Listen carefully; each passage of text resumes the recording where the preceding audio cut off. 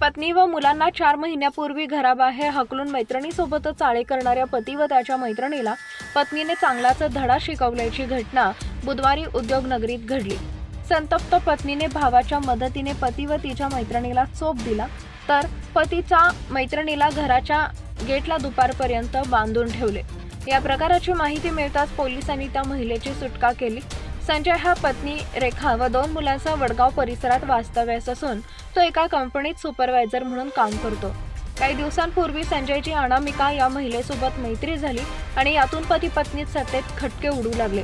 वाद विकोपाला गेल्यानंतर 3 महिन्यापूर्वी संजयने पत्नी व 2 मुलांना घराबाहेर हकलून तो एकटाच राहू लागला।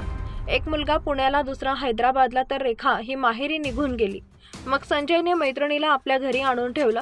रेखा 2 दिवसापूर्वी रांजणगावात आपल्या भावाला भेटण्यासाठी आल्या। बुधवारी रेखा आपल्या भावाला सोबत घेऊन सकाळी 10 वाजेच्या सुमारास आपल्या घरी गेल्या असता त्यांना पती व त्यांची मैत्रीण नको ते करत असल्याचे दिसले। संतप्त रेखा व तिच्या भावाने संजय व अनामिका यांना चांगला चोप दिला।